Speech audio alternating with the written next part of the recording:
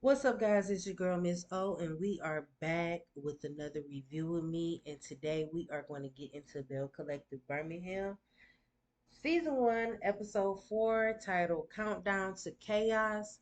And we picked the scene up back at the 48-hour live event that Stormy and Canvas Beauty is having with Lala Anthony.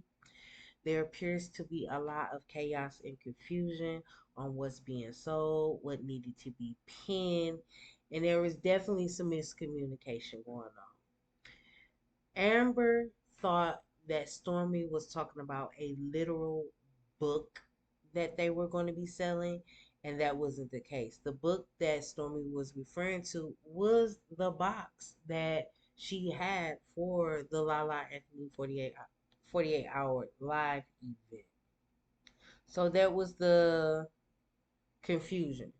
I did find out while watching the episode that there were two different fragrances. You had the Love Lala and the La Intense Stormy. The packaging. The packaging alone, I can't even smell it through the screen, but the packaging alone makes me want to buy it. So I'm checking the website out.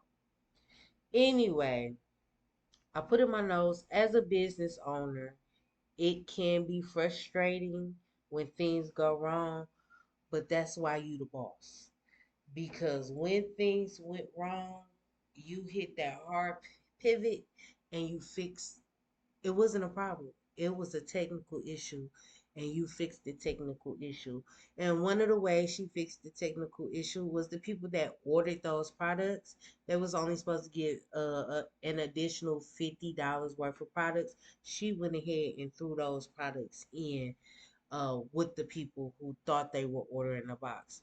She might lose a little bit of money, but I can tell you gained a couple of more fans, which is going to turn into revenue for you either through the show or us going to buy your products. So we see the Bells arrive, and they actually became a part of the.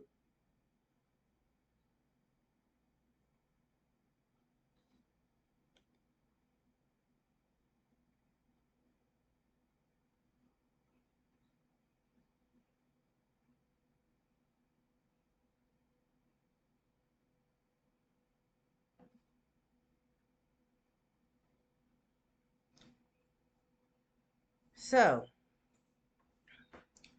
we find out that Fumi already is already familiar with Martell, aka Leisure Suit. Shout out to Give You the Real Tea. But anyways, we find out that they've worked together. Fumi actually styled Martell for a magazine cover or something like that. I really didn't really catch what it was, but yeah. Shout out to Fumi. Fumi and her confessionals let us know that just like I don't think he's funny, she doesn't think he's funny either. She also tells us, ladies, that we should not be buying a gift for a man until he makes us their wives. And I get the sentiment, cause why buy the whole cow when you get the milk for free aspect of everything, but I would just say work whatever works for you. Do whatever works for you, whatever fits in the circumference of your situationship. Let that work for you, cause what works for Fumi might not work for Miss O. You know what I'm saying? But anyways, Kayla boyfriends arrive, and it seems like the ladies do support Kayla's situation with Jason.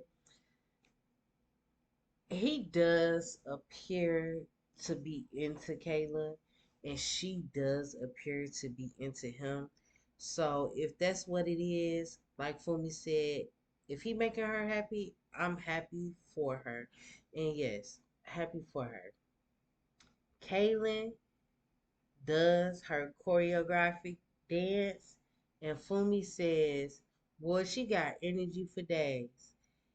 And Amber chimes in and says her and Stormy can go on for days, and it just feels like a tornado.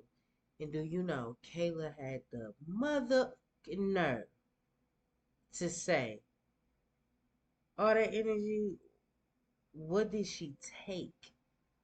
And Fumi, the face that you did said what I was thinking. Excuse me, what are you insinuating here? Why would you even say that out loud? But anywho, we do find out at the end of the live event that was supposed to be 48 hours. It actually turned into 52 hours. So she had a successful 52-hour live. Shout out to you, Stormy, because you the boss. Rick Ross made that song for you, okay? So we moving along. We go to Amber's office. It's cute. It's a cute little space. Amber calls her mom, and they're sitting there talking about her IVF appointment. She is deciding to freeze her eggs because she does want to be a mother at some point, and she is getting of age. And that's just a precaution she's taking. She's talking to her mom about it. And her mom is an old school Southern black mama. So at the age that Amber is, she's supposed to be married with a white picket fence with 3 kids and a dog. And that's just not how Amber's life went. And she said that because those things haven't happened, that people insinuate that she may be gay. Now, what I will say, you have the aura of that. You do give that. Also, you play ball collegiately and professionally. And when you're in that profession, basketball, a good 80% of the women who play basketball is either all the way gay or they bisexual. Either way, it's your life, Amber. Don't let anybody impose they will or they way on you, whether it's your mama or your friends. You know what I'm saying?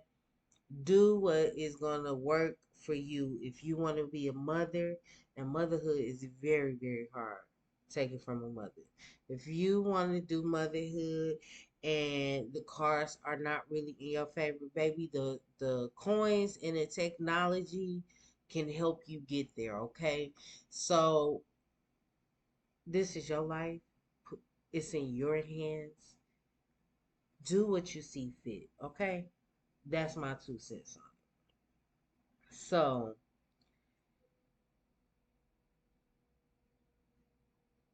I put in my notes, and this was for her Sagittarius mama, just be supportive. Just be supportive of whatever your daughter decides to do because you're going to be the grandma regardless. But anyway, she don't need a husband to have a baby. So, Kylan. I kept on writing Kaylin. I don't know where I was getting it from. But Kylan is Amber's niece. She pops in.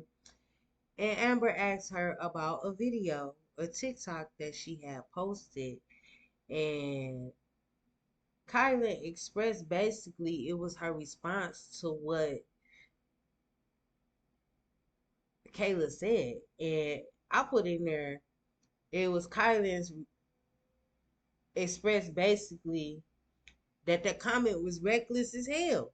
Like, how can you insinuate something like that? And you ain't insinuating like she gardening, like she smoking weed.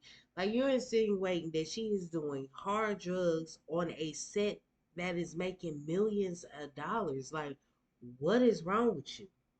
And then you left the comment. And I actually wrote the comment down because I wanted to see what it was. And she put, girl, you killed it. I love being able to watch the way you serve and respect Stormy behind the scenes. And your energy gave that you did a line or two. Cause how? On a public platform, Have you lost your rabbit ass mind? Now,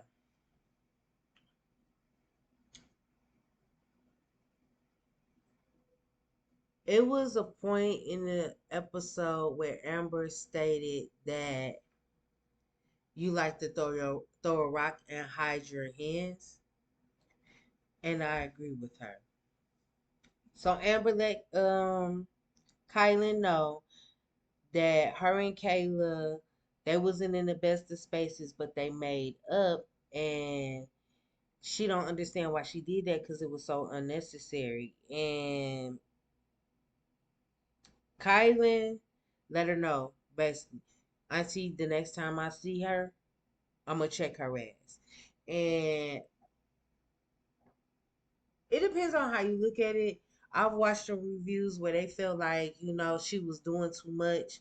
And my rebuttal would be, well, if it was you, would she be doing too much? Would you be doing too much? What would your reaction be? Because I absolutely 100% understand why not Kaylin, Kylan is feeling the way she is feeling. She got a right to feel the way she feel. You insinuating that she's snorting coke. Come on now. At her job, on a platform, and she's about to be on TV. You know what kind of rumors can start from that? You have to be mindful. But that's the thing. I noticed last episode when she was having a conversation with her kids that her mind is warped. It is trapped at 18. She hasn't really developed an adult state of mind to understand that you don't say something like that. Period, point blank. So Kylie got a reason to feel the way she feel. I'm not mad at how she feeling. I don't care how she decides to address it when the time comes. Do what you gotta do, Kylie. Kayla, you was wrong as hell for insinuating that shit on that girl. Period, point blank. That is my take. Anyways, so next we get to the scene where we are at Canvas Warehouse, and they are prepping for all the thousands of orders that were ordered during the live stream. They said it was thousands. Stormy went in and told us that they made $3 million that week. Lala Anthony products itself sold $1 million by itself. Now Mikey says, who meets the goal and say, all right, just a little bit more. And Stormy chimed in and said, Lala ass, she is a beast. And that's the type of people that you team up with that has the same vision that you have. Lala Anthony jumped in this lady's DM. They created a product. They did a 48-hour live, something that hasn't been done before with the company. If y'all hear that beeping in the background, that's my air fryer. But anyway, you know, this lady jumped in her DM. They created a product. They produced the product. They put the product out. It did $1 million in sale. Baby Stormy, if this don't show you that you're a boss and you are capable of doing what you need to be doing, I don't know what will. Now she did have a conversation with Mikey, and it just expressed, and she broke down that it's a lot of weight on her shoulders, and this is what I'll say. You got every right to feel how you feel because they're not talking about your business. These people will be out here talking about you. But what I want you to understand, one mother to another, one business owner to another business owner. Fuck them bitches because they jealous. They don't know what you know. They don't do what you do. They don't have what you have, and you got it. The way you've been able to pivot with all the mishaps that has gone on with your business as a woman that didn't have the formal, education to create this business, it was just a dream. You're doing what you need to do. So all this riffraff about people talking about you, yeah, it's easier said than done to ignore things, but I don't want you to ignore it. because it seems like it adds fuel to your fire to get you where you are. So I'm not gonna say ignore. I'm gonna say use that shit to your advantage. Keep on pushing and making the people that see what's really going on proud. Those are my thoughts.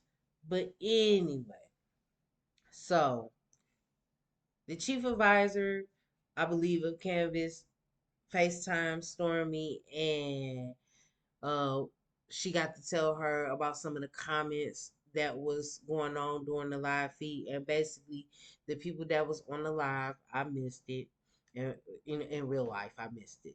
The people on the live that were loving the new bells, everybody was loving them some Fumi.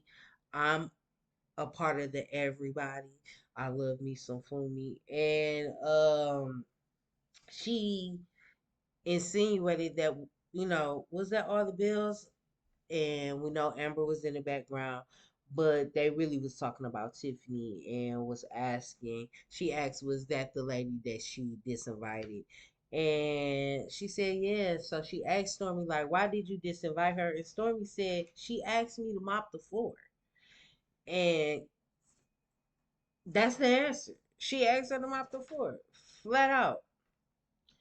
So that scene wrapped up, and we move on to the next scene. And this next scene, I believe, is Amber's because she invited the Bills to meet up at a kickboxing class. It was Amber, Sinetta, Tiffany, and Kayla. Fumi was not there because she was in NYC. I'm gonna assume Stormy wasn't there because she was packaging all those orders. And Kayla said, um, no, Kayla was there. That was later on the next thing that Amber set up. But anyway, they get into this workout, and I'm gonna be honest, it was very refreshing to see a gym or workout scene, and the ladies was actually doing something at the gym in the workout scene. So it was really good to see that. Tiffany says to Amber, not Tiffany, but Amber says to Tiffany, like, "Oh, you used to fight back in the day, huh?" And once they got done, Tiffany says, "Amber, you called me out asking me did I know how to fight." She was like, "We all got a pass. We all got a pass. Yes, we all got a pass, but I think you just got a piece of saran wrap on yours because let me move on." So they sit down and they going over, what was taking place at the live. And Sonetta brings up the live, which sparked the conversation. And Tiffany was asking, what was going on. Why were the ladies sitting on the couch? And Kayla was like, we were trying on the glaze. We were, basically we were selling. And she's like, "Oh, so you became her employee. Oh, okay." So, in the confessional, Tiffany says, "Yeah, I seen the live. I don't have any thoughts about it. I'm glad they had a good time, but it was the look on her face." One thing that I noticed about you, Tiffany, from the very beginning, is that when you lying, your voice go up 2 octaves. You become a true soprano. I know you know what that is. You're a church lady.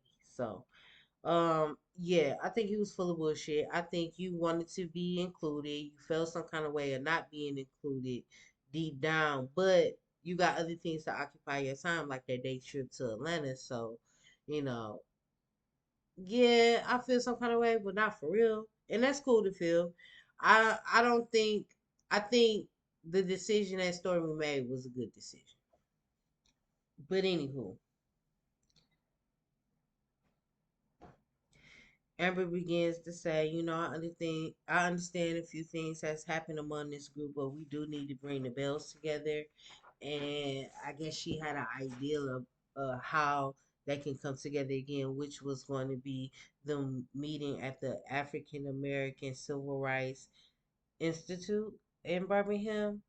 But they move forward. Tiffany does tell the ladies that her and Fumi was able to speak again, and they put in a little clip about that. And clips like that in situations like that will help turn the tides as far as how the general public feel about Tiffany. Tiffany apologized to Fumi, says, she shouldn't have made the comment that she made, and what she should have said was, "This not the time or the place, and could we meet for lunch?" And Fumi also apologized and said that she wasn't aware uh how important she didn't have the understanding that the marriage thing and the couple game night was really important of to Tiffany, so she do apologize about that. And I like that we can have a little bit of misunderstanding, and then we can have a level of understanding. But I think when you have a preconceived notion of somebody, it'll already cloud your judgment about their ways. And I think that is what's going on with Stormy and Tiffany from Tiffany's End. Tiffany, you feel like Stormy thinks she's better than everybody. And that just doesn't translate or seem like that is the case. I think it's a preconceived notion that people assume that Stormy thinks she's better than everybody because she got money. That's just what it is. But anyway, they speak about that. Then um, Tiffany was kind of confused on what was going on. Like, I think she was only aware of her and Stormy's, I mean, not Stormy, but Fumi's situation. So then she finds out that Kayla said what she said on social media about Amber's niece. So Amber let her know, that's my niece.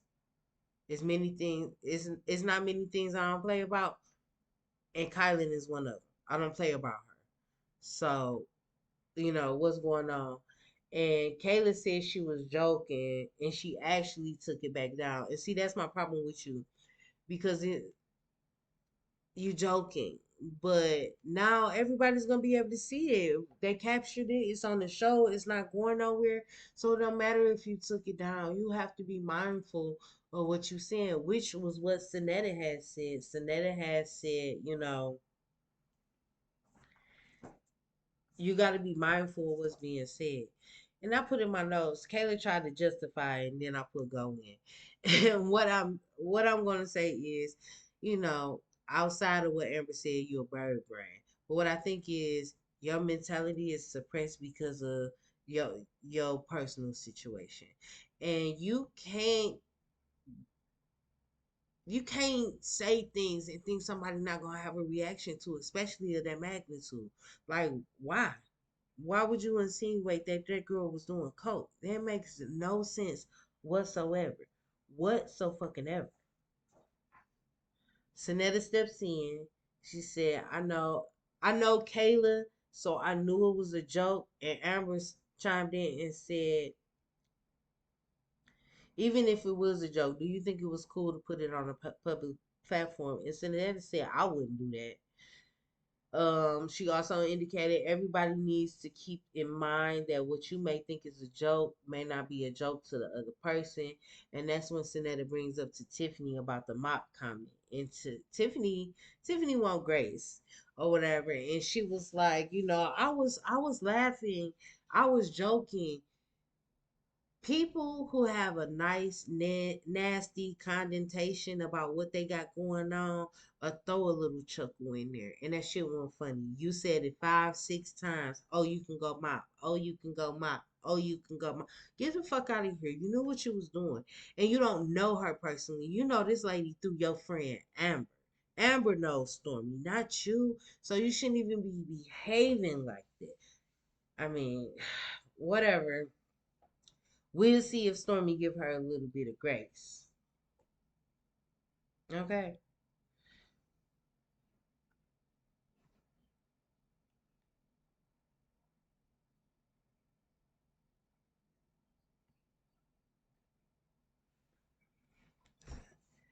So, my bad.